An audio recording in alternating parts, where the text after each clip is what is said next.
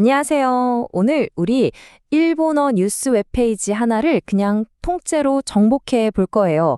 단순히 헤드라인만 딱 읽고 끝내는 게 아니고요.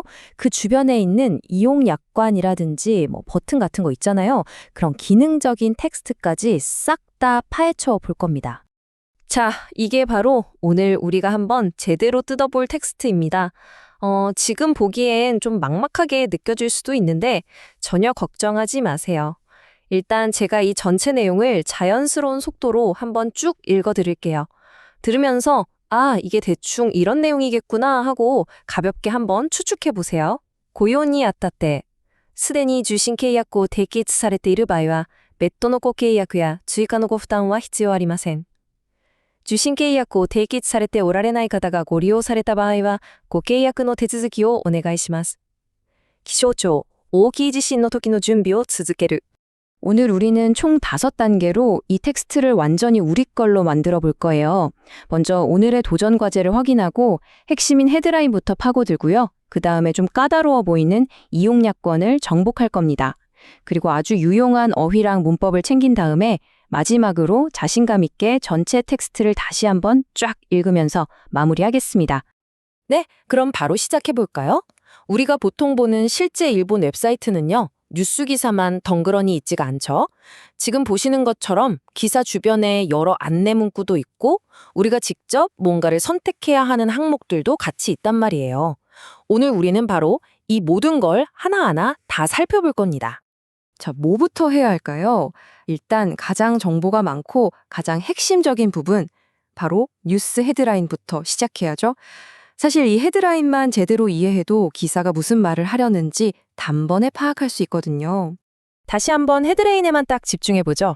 제가 한 번 더 명확하게 읽어드릴게요. 기쇼, 초, 오키 지시노 토키노 준비오 추수했대. 어떠세요? 어떤 의미인지 대충 감이 좀 오시나요? 여기서 우리가 처음으로 딱 알아야 할 핵심 단어, 바로 기상초, 기쇼초입니다. 이건 일본의 날씨나 지진 같은 정보를 공식적으로 발표하는 기관, 그러니까 우리나라의 기상청이라고 생각하시면 돼요. 일본 뉴스에서는 정말 자주 나오는 기관 이름이니까 이번 기회에 꼭 기억해 두시면 좋습니다. 다음 단어는 준비네요. 이건 뭐 발음도 비슷해서 바로 아시겠죠? 말 그대로 준비라는 뜻입니다. 이 헤드라인의 맥락에서는 아무래도 지진 같은 재난에 대한 대비의 중요성을 강조하는 그런 의미로 쓰였겠죠? 자, 그럼 방금 본 두 단어를 한번 합쳐볼까요? 기상청이 큰 지진이 일어날 때를 대비한 준비를 계속해달라고 말하는 내용인 거죠. 아주 명확한 메시지예요. 이것만으로도 우리는 이 기사의 핵심을 벌써 파악한 겁니다. 좋습니다. 이제 헤드라인은 끝냈으니까 조금 더 딱딱해 보이는 텍스트로 넘어가 볼게요. 언뜻 보면 무슨 법률 용어 같아서 머리 아파 보일 수 있는데 사실 이런 표현들은 일본 웹사이트에서 정말 흔하게 쓰이거든요. 구조만 알면 진짜 간단하니까 전혀 겁먹지 마세요. 첫 번째 문장부터 보죠. 여기서 핵심은 바로 수신 계약오 테게사레르 바이, 즉 수신 계약을 이미 체결하신 경우라면 이라는 이 조건 부분이에요. 이런 경우에는 추가 계약이나 돈을 더 낼 필요가 없다고 말하고 있네요. 그리고 바로 다음 문장을 보면 정반대의 상황을 얘기하고 있어요. 수신 계약을 체결하지 않은 분이 이용할 경우에는 계약 절차를 오네가이시마스, 부탁합니다 라고 아주 정중하게 요청하고 있죠. 두 문장의 차이가 딱 보이죠? 이 길고 딱딱한 두 문장의 논리를 아주 간단하게 정리하면요. 결국 이거예요. 1단계, 당신은 계약이 되어 있습니까? 만약 yes라면 끝, 아무것도 할 필요 없어요. 근데 만약 no라면 계약 절차를 밟아주세요 라는 거죠. 어때요? 정말 간단하죠? 자, 이제 이 페이지에 숨어있던 정말 유용한 단어랑 문법 패턴 몇 가지를 쿡 집어서 알려드릴게요. 이것들만 잘 알아두셔도 앞으로 다른 일본 웹사이트를 볼 때 정말 큰 도움이 될 겁니다. 먼저 고리오니 아타떼라는 이 제목, 고리오니 아타떼, 이건 이용에 앞서서라는 뜻인데요. 보통 중요한 안내사항이나 약관이 나오기 전에 붙는 아주 흔한 표현입니다.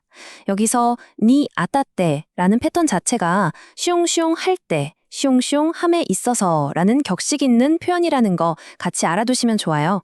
다음으로 재밌는 부분은 바로 이용 목적을 선택하는 부분이에요. 보시면 가정이나 개인이 쓸 건지, 사업용으로 쓸 건지, 아니면 학교에서 쓸 건지 이렇게 세 가지로 나눠져 있죠. 일본 웹사이트에서 회원 가입하거나 서비스 신청할 때 진짜 흔하게 볼 수 있는 분류 방식이에요.